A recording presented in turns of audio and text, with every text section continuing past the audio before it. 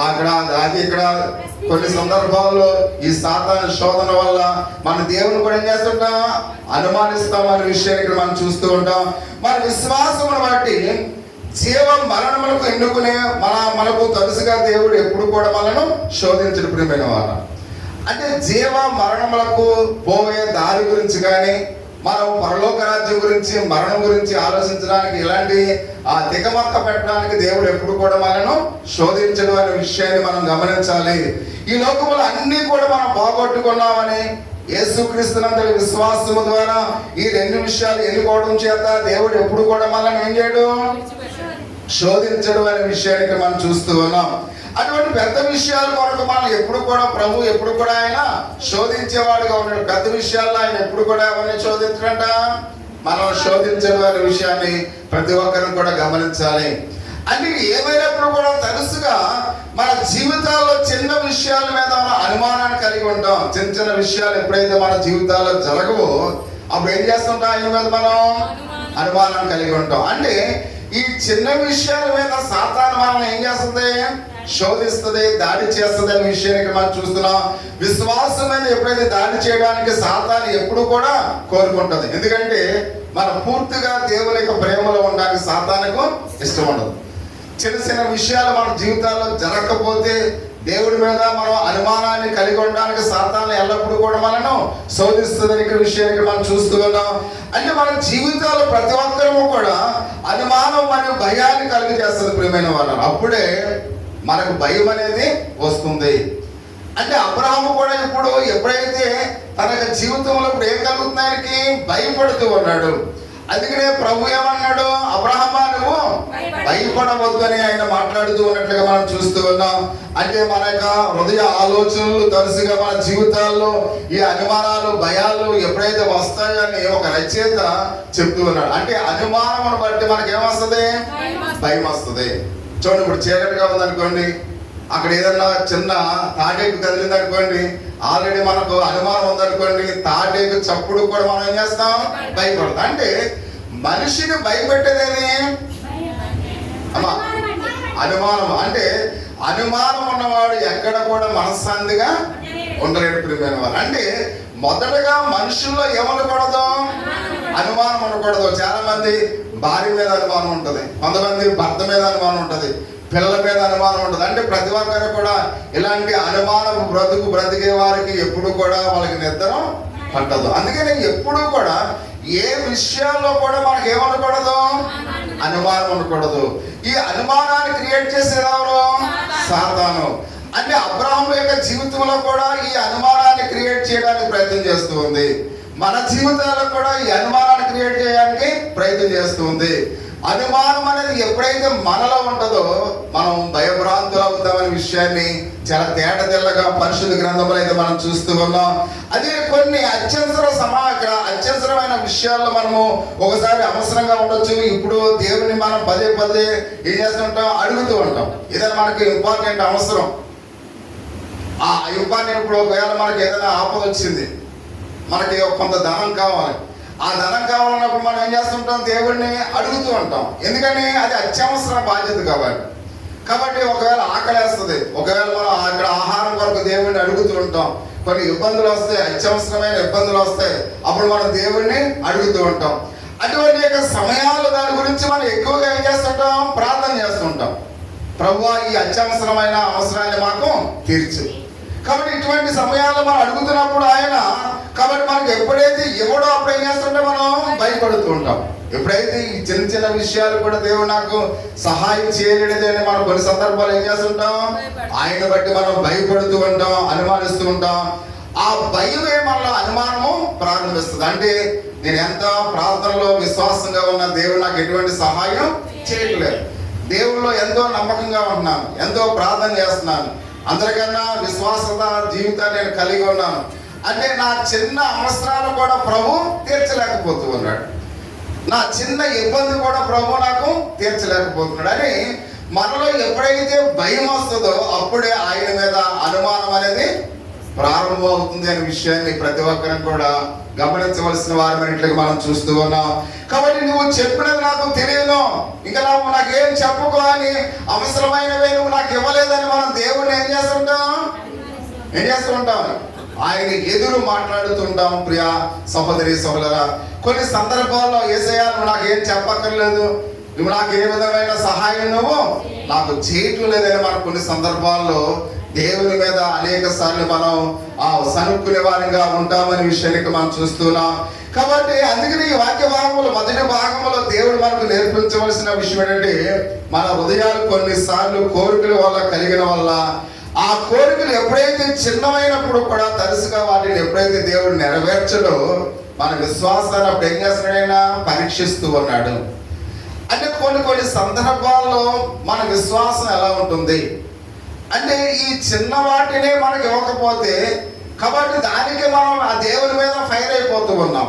అంటే అటువంటి సమయాల్లో దేవుడు మనం ఏం చేస్తున్నాడు, పరీక్షిస్తూ ఉన్నాడు. అసలు ఏం చేస్తాడు, ఈ చిన్న సహాయం చేయకపోతే నన్ను విడిచిపెట్టి వెళ్ళిపోతాడా, చిన్న సహాయం చేయకపోతే నా మీద సనుక్కుంటాడా, చిన్న సహాయం చేయకపోతే దేవుడు నన్ను ఏమి చేయలేదని ఒకవేళ నా మీద నిందలు వేస్తాడా అని కొన్ని సందర్భాల్లో మనకు సహాయం చేయకుండా ఉండి మన విశ్వాసం ఎలా ఉందని ఏం చేస్తుంటాడు, ఆయన పరీక్షిస్తూ ఉంటాడు. అప్పుడే మన విశ్వాసాన్ని మనము చాలా జాగ్రత్తగా మనం చూసుకోవలసిన వారమైనట్లుగా అయితే మనం చూస్తూ ఉన్నాం. అంటే ప్రియ సహోదరి సోదరు, అందుకే అప్పుడు అబ్రాహం వల్లే మనం కూడా ఏమవుతాం, శోధింపబడుతూ ఉంటాం. అలాంటి పరిస్థితుల్లో సాతాను వచ్చేమంటాడు, ఎందుకమ్మా నువ్వు రోజు ప్రార్థన చేస్తాం, ఈ చిన్న సహాయం కూడా దేవుడు నీకు చేయలేదు అని ఎప్పుడైతే సాతాను మనతో అంటాడో వెంటనే ఆయన గురించి మనకు భయం వేస్తుంది, ఆయన్ని మనం అనుమానించేటట్లుగా మనము తయారైపోతూ ఉంటాం. అందుకనే సాతాను ఎలాగనే ఉండాలని సాతానుకు ఇష్టం ప్రియమైన వారు. అందుకనే అటువంటి చిన్న చిన్న సహాయాలు మనం ఎప్పుడైతే పొందుకోమో అలాంటి పరిస్థితుల్లో కూడా మనం కూడా ఏమవుతున్నామంట, భయపడుతున్నామనే విషయాన్ని ఇక్కడ మనం గమనించాలి.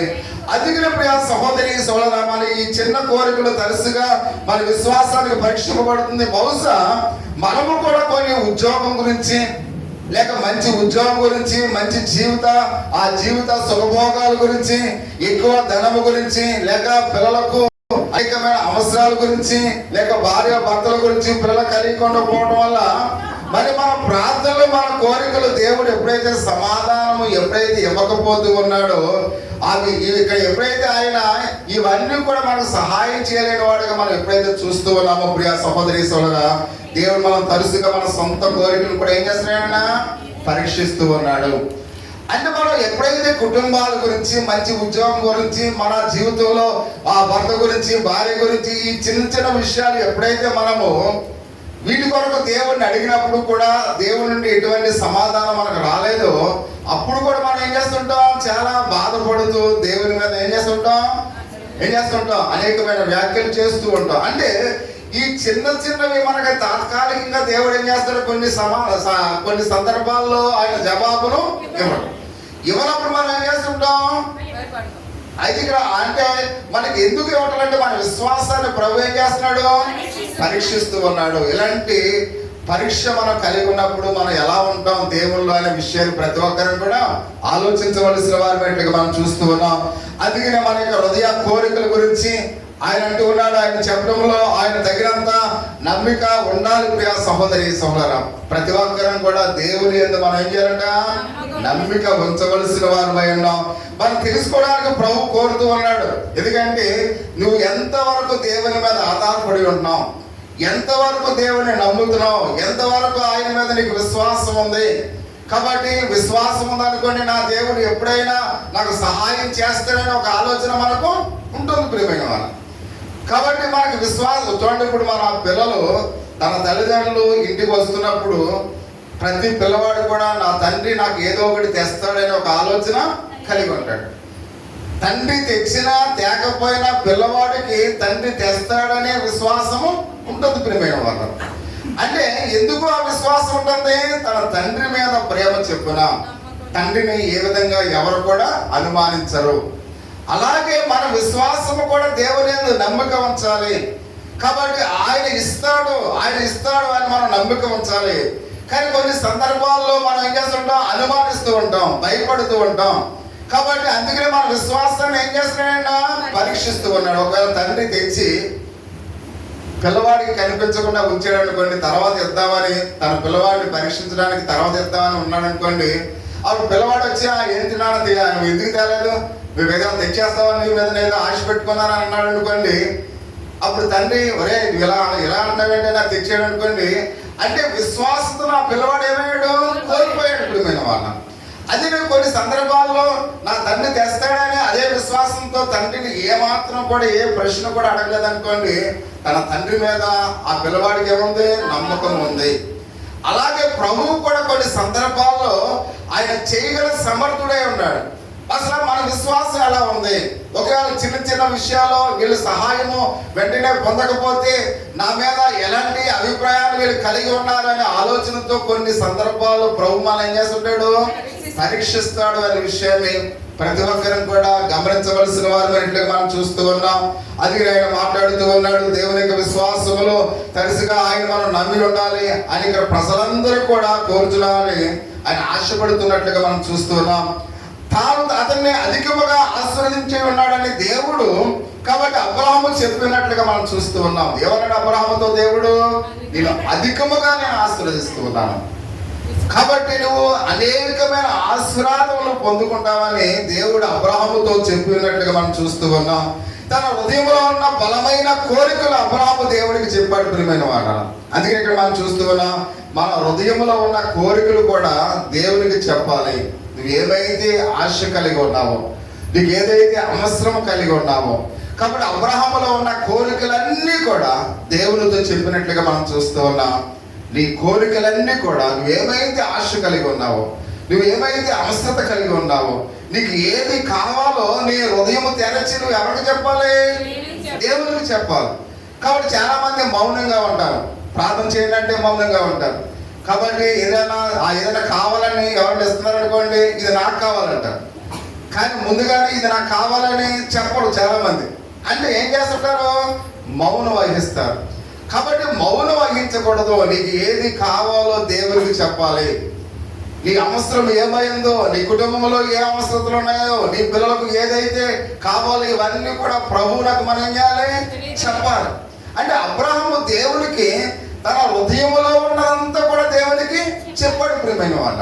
నువ్వు ఏమిస్తే నాకు ఉపయోగం ఏంటయ్యా, నాకు సంతానం కావాలి, నాకు సంతానం దయచేయి అని దేవుడిని అడుగుతున్నాడు ప్రియమైన వాళ్ళ. మనము కూడా మన అవసరాలు ఎలాంటివైనప్పుడు కూడా మనం దేవుని ఏం చేయాలి, అడగాలి. అపనమ్మకం అనేది మన జీవితంలో ఉండకూడదు. చాలా మంది అపనమ్మకాన్ని కలిగి ఉంటారు. కాబట్టి అపనమ్మకం అనేది దేవుని యొక్క విషయంలో మనం ఎప్పుడు కూడా చూపించకూడదనే విషయాన్ని ఇక్కడ మనం చూస్తూ ఉన్నాం. కాబట్టి తన యొక్క హృదయంలో ఉన్న బలమైన కోరికలు అబ్రహాము దేవునికి చెప్పినట్లుగా మనం చూస్తున్నాం. క్రైస్తవ విశ్వాసముల కొంత భాగము మన విన్నపములన్నీ కూడా ఆయన నమ్మి ఉండగలడు ప్రియమైన వాళ్ళ.